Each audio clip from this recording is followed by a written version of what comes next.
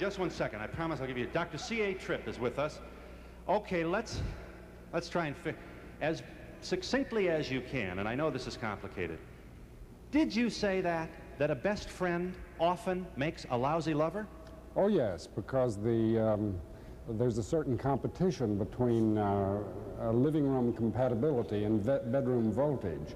You must either compromise them or choose between them. You can't have them both. Why? It's very interesting that that seems to be true throughout nature. You can try to have them both. You can have them both if you know how to handle it ahead of time. But if you, in a high romance, the closer the people get, the greater the pleasure and the lower the voltage goes in the bedroom, unless they know how to handle that. The closer they get, the greater the pressure, the pleasure or pressure? Pleasure at first. Think of a Romeo and Juliet situation. It's delightful for the partners to meet. It's delightful for them to get to know each other. All is fine. But as they get to know each other better and better and better, it begins to threaten the bedroom voltage, so to speak. So in other words, if Romeo and Juliet's parents said it was okay, they would not have been as passionate? That's correct. If the balcony hadn't been as high, they wouldn't be as passionate.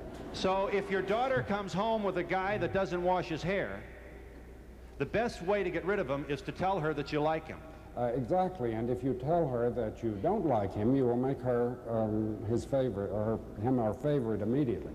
You know, zoologists have long been baffled at the apparent failure of primates to mate in captivity. And then they discovered that the best way to encourage it is to temporarily place a barrier between them. Yes, put them in separate cages where they can see each other but can't reach each other. Suddenly raise the barrier, and then you are able to mate animals in captivity. Yes. I wanted to ask the doctor if he feels that the women's movement has further complicated sexual frustration or helped it. I don't know. In some ways it seems that it would have helped it. In others, it invites a kind of closeness that is a competition to sexual voltage. It can be figured either way. Yes, I've been married 41 years, and I think my husband, I don't have any sex problems, but you make me feel like maybe I should look for some.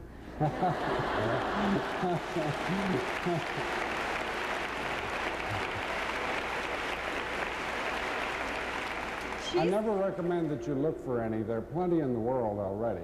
My husband knows everything I do, and my best friend's sitting right next to me, and she can tell you everything, and her and my husband know everything. She's my best friend, and my husband is also. And everything's fine with you? Sure. We're having a good time. I don't question the... Every day and every night when he's not working. Really? Maybe you ought to write a book. I'm not so sure. I am. Let me get that straight now. I heard about her husband. Who's the best friend? Is that a friend of the family? Right here. Do you want to help us out here? Yeah. Yes, we're calling to the stand another witness here. Is this a, what is this, a threesome? No. No,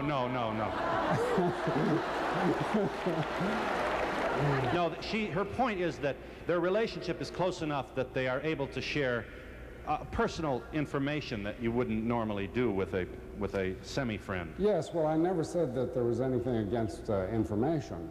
But you can see it immediately. If you, probably most people in this audience have had romances in their lives. You know the kind of electrical spark feeling there is as the electricity, so to speak, jumps the gap. Yeah. Well, how can you expect that spark if there's no gap?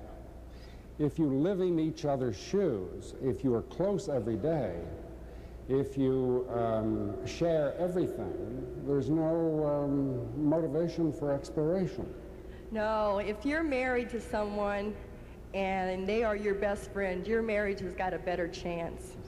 That's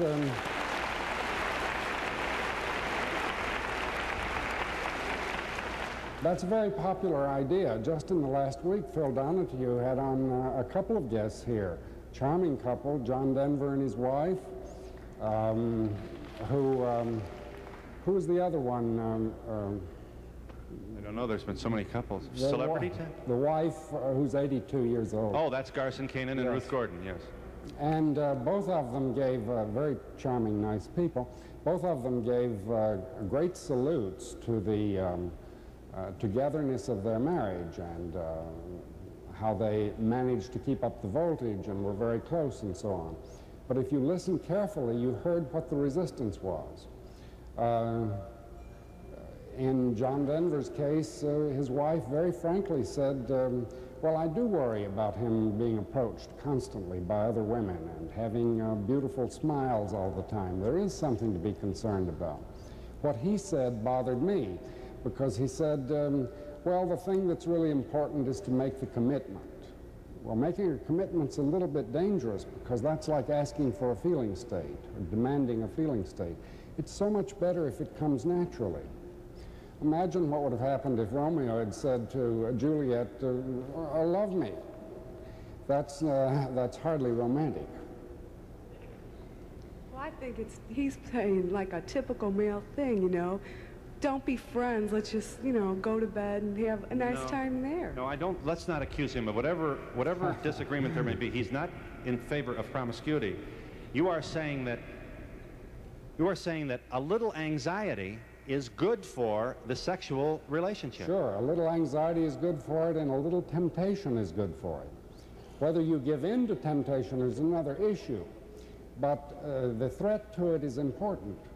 You see, if it were true, your starting idea, when I say your, I mean the audiences, if it were true that all you have to do is take ready mates or matched mates and put them together, zoos wouldn't have any trouble breeding their animals. They'd just take a male and female and put them together. That's not the way it works. So you understand, of course, that you're flying in the face of the whole traditional notion of marriage where we as man and wife walk into a place and say, I just know she would never leave me. I mean, that's the ideal. Absolutely true. And you're saying that's bad. Oh, yes, that's very dangerous. We are constantly given wrong advice and very bad advice.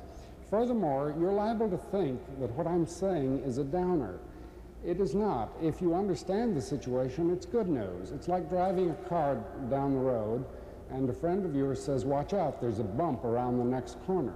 Is that bad news because the road isn't smooth? It's going to keep you more awake at the wheel.